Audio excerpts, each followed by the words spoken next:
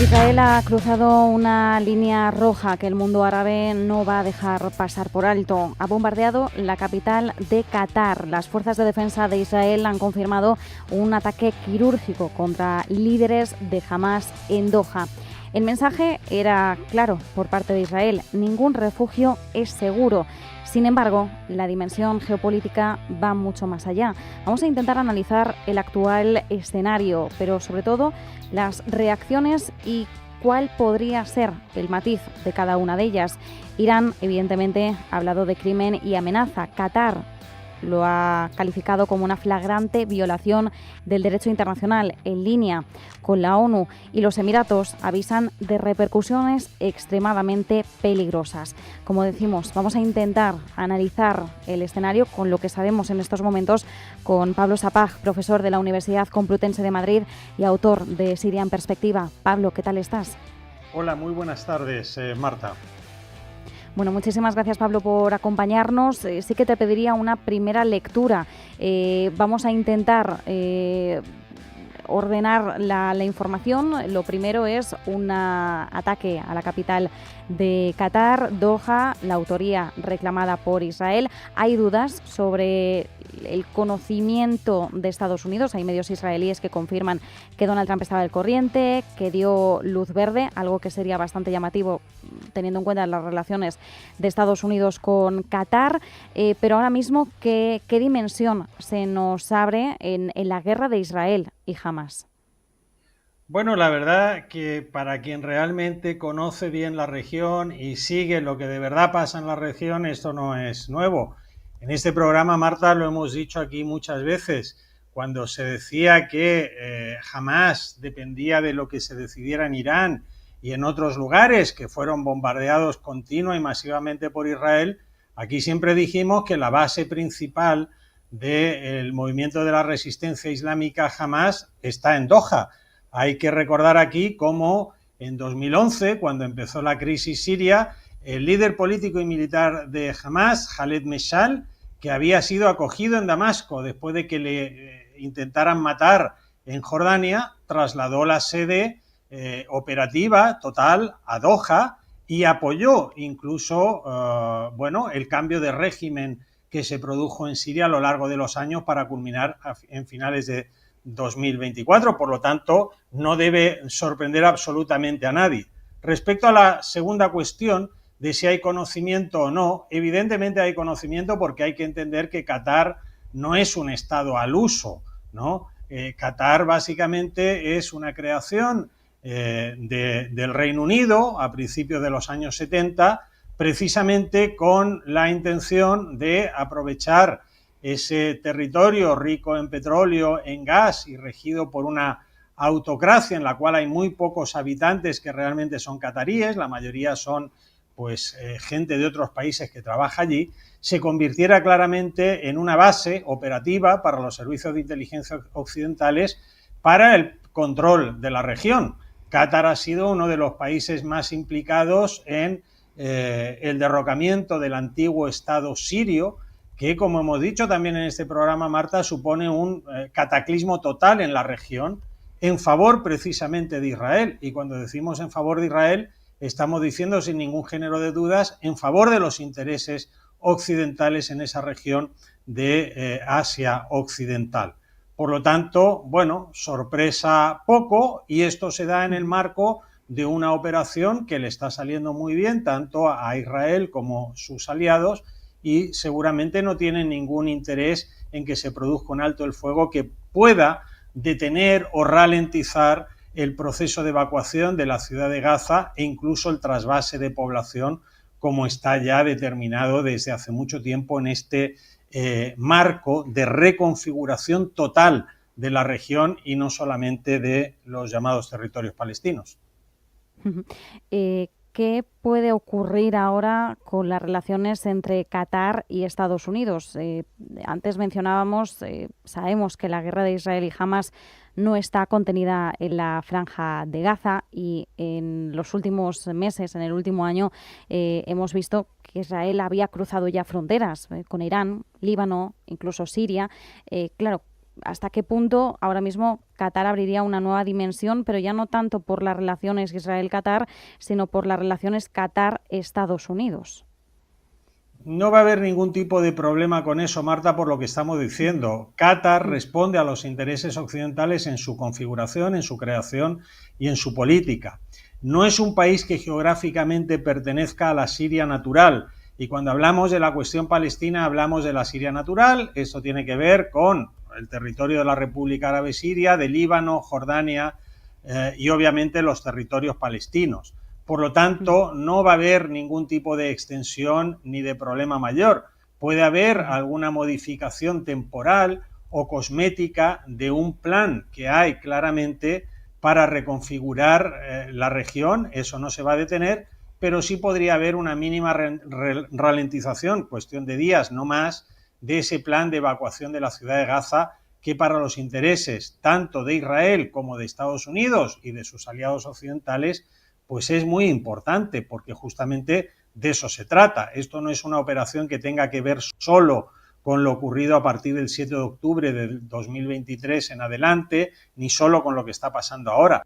Es una operación de largo aliento de reconfiguración regional, por lo tanto, no creo que vaya a tener mayor incidencia que, bueno, alguna cuestión un poco cosmética, menos aún teniendo en cuenta que Qatar responde a los intereses que hemos dicho. Respecto al resto de reacciones, Egipto ha alertado de que este ataque israelí sienta un precedente peligroso. ¿Cuál sería realmente la magnitud de este precedente peligroso y sobre todo también cuál sería, ¿no?, la propia perspectiva de Egipto, que sabemos que ahora mismo, con motivo de la guerra en la Franja de Gaza, están llegando muchos gazatíes, muchos palestinos a Egipto y también están teniendo lugar ahora mismo unas tensiones, unas fricciones muy importantes al respecto?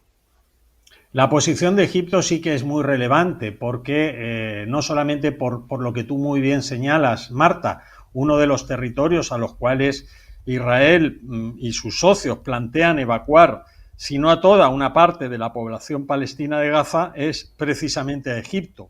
Pero por otra parte, Egipto está muy inquieto desde finales del año 2024 al ver la caída del Estado sirio, que era un Estado que se configuraba en las mismas bases ideológicas que el Estado egipcio, es decir, un nacionalismo panárabe, aunque en el caso de Egipto, bueno, con mayores dosis de intercambio con los países occidentales, porque Egipto ya había firmado una paz con Israel. Egipto, siguiendo un poco ese dicho de cuando veas las barbas de tu vecino cortar, pon las tuyas a remojar, desde diciembre de 2024 está muy inquieto porque teme que se pueda producir también alguna intervención parecida a lo que ocurrió en Siria, que suponga un cambio de la estructura del Estado egipcio y eso le haga perder muchas posiciones en la región respecto a otros actores. Por ejemplo, Qatar, Arabia Saudí y Turquía. Por lo tanto, sí, la posición de Egipto sí es una posición no solo cosmética, sino que es una posición relevante en este marco mucho mayor. Por lo que digo, y sobre todo por la cuestión de que en un momento dado una parte de la población de Gaza sea trasvasada directamente a Egipto, lo cual no sería difícil, dado que la única frontera terrestre, además de la que tiene Gaza con Israel, es precisamente con Egipto por el paso de Rafah, que no hay ningún accidente geográfico, no hay una montaña que pueda impedir que a esa población se la pueda expulsar a Egipto. Por otro lado, también, bueno, reacción de Emiratos Árabes Unidos, han avisado de repercusiones extremadamente peligrosas. Nos gustaría saber a qué podría estar refiriéndose con esta expresión, pero también nos preguntamos, dentro del acuerdo de paz entre Emiratos Árabes Unidos e Israel, los llamados acuerdos de Abraham, que buscaban esa normalización de las relaciones, restaurar la vía diplomática entre ambos países, si realmente ahora mismo son unas relaciones que puedan tambalearse o que puedan exponerse a ciertos riesgos a tenor de este último movimiento por parte de Israel. Emiratos Árabes siempre ha tenido una posición mucho más matizada que la posición que ha tenido Qatar, que es una posición claramente pro-occidental, por lo que señalábamos anteriormente, ¿no? Emiratos Árabes tiene otro tipo de configuración y, por tanto, sin, digamos, ser díscolo respecto a los intereses occidentales en la región, sí que ha buscado ser más o jugar un papel más de moderación. Por ejemplo, lo vimos en su día con la crisis siria. De ahí que le preocupe lo que pueda pasar, por ejemplo, respecto a Egipto, ¿no? Pensemos que en la región se está configurando no solamente una vuelta de las potencias occidentales lideradas por Estados Unidos, representadas por Israel, etcétera, sino que hay una especie de pinza que representan Turquía y Qatar. Bueno, en esa especie de pinza quiere de alguna manera mediar Emiratos Árabes Unidos y a eso posiblemente se esté refiriendo. Ahora, ¿que van a tomar algún tipo de represalias? Por supuesto, ningún tipo de represalias va a tomar ninguna de las potencias del Golfo, porque, insisto, entre otras cosas, el problema de Palestina para los países del Golfo no es un problema directo. El problema de Palestina es un problema directo para los países que forman parte de la Siria natural y que he referido antes, son Siria, Líbano, Jordania, Palestina y una parte claramente de Egipto, por lo que hemos dicho antes, por su contigüidad, su frontera. No es el caso de los países del Golfo, por lo tanto sus posiciones más bien tienen que ver con la geopolítica, con el avance de posiciones geopolíticas en la región. Y ahí, claro, encontramos matices tanto respecto a lo que hace Qatar como a lo que hace Arabia Saudí o lo que hace Emiratos Árabes Unidos, que tratan de buscar cierta autonomía o al menos verse como mediadores más capaces en la región, ¿no? Interesante la lectura por entender también cuál es la configuración y la postura de cada una de estas partes. Mientras tanto, claro, ahora estamos a la espera de ver cuál puede ser el próximo movimiento. Por cierto, un miembro de las fuerzas de seguridad de Qatar ha fallecido en el ataque de Doha. Lo estamos conociendo en estos momentos, confirmado por el Ministerio de Interior de Qatar. Parece que los líderes de Hamás han sobrevivido, según ha contado el propio grupo. ¿Cuál podría ser el próximo movimiento ahora? Respuesta por parte de Hamás. Israel podría continuar sus movimientos con tal de conseguir el objetivo fijado por el que hoy pasaba la acción en Doha. ¿Cuál es la expectativa? Como hemos visto en otras ocasiones a lo largo de esta crisis, desde octubre de 2023 en adelante, las pausas son cortas. Y las pausas se producen o bien por episodios, incidentes como este que estamos comentando, o bien porque en algún momento sí se llegaba a algún pequeño acuerdo que permitía ralentizar las operaciones de Israel en procura de obtener un acuerdo más amplio al cual ya no se va a llegar. Israel ya ha dejado muy claro que su objetivo es controlar Gaza y que su objetivo es eliminar a Hamás, siempre y cuando además los rehenes que todavía tiene Hamás sean devueltos. Hay que tener en cuenta que cada vez son menos los rehenes porque ya ha habido intercambios, ha habido otros muchos que han fallecido en cautividad, en cautiverio, etcétera. Y esto quiere decir que las cartas que tiene Hamás pues son muy pocas ya para poder, digamos, mantener un pulso de largo aliento con Israel, teniendo en cuenta que otros actores de la región que podían apoyarle a Hamás, pensemos en Hezbollah en su momento, han sido, si no completamente neutralizados, sí neutralizados de manera muy importante como para presentar un desafío a Israel. Y hoy Israel, desde el punto de vista de su imagen, sabe que, bueno, su imagen ha resultado deteriorada en cierta manera, pero también sabe que los países occidentales, más allá de ejercicios retóricos como vemos estos días, no van a hacer absolutamente nada, porque resulta curioso que se plantee esta cosa de los dos estados, cuando en la región ya de la Siria natural se está hablando de 6, 7 u 8 estados nuevos en formación, casi en creación. Bueno, la solución no pasa por ahí. En todo caso, la solución sería volver al origen, que era la creación de un solo estado habitado por la población de la Siria histórica y natural. Como eso no va en interés de los países occidentales, pues eso no se va a hacer y por tanto no va a haber ningún freno efectivo o real a las acciones de Israel para conseguir esos objetivos más allá de cuestiones retóricas o de política interna. Pablo, aunque evidentemente esto corresponde a una información que no disponemos, ¿cuándo podríamos entender que Israel ha dado por cumplidos o alcanzados sus objetivos, teniendo en cuenta la situación actual de la franja? Sabemos que está totalmente sepultada o prácticamente sepultada en toneladas de escombros. Sabemos que ya se está empezando a movilizar un desplazamiento de población, evidentemente no en su totalidad. Sigue existiendo, y en esto hay que hacer hincapié, una crisis humanitaria sin precedentes, una hambruna acuciante. Pero ¿en qué punto podría quizás Israel ya contemplar que el objetivo ha sido cometido? Al hacer análisis sobre Israel tenemos una enorme ventaja, que Israel siempre dice lo que va a hacer y por lo general lo cumple. En este caso, Israel ha dicho vuelta de todos los rehenes, absolutamente todos los rehenes, desaparición total de Hamás. Ya no se plantea que Hamás pueda convertirse solo en un movimiento político que vuelva a administrar la franja, una parte de la franja, no. Israel ya ha dicho que es la eliminación total de Hamás y además ha añadido otras condiciones, que son el control durante un tiempo muy importante de la franja por parte del propio Israel o de fuerzas aliadas a Israel, y también ha incluido en la ecuación, si no de manera directa a través de sus aliados, en este caso de Estados Unidos, el envío de población palestina, tanto de Gaza como de Cisjordania, porque no nos olvidemos que en Cisjordania también están ocurriendo cosas, a otros lugares.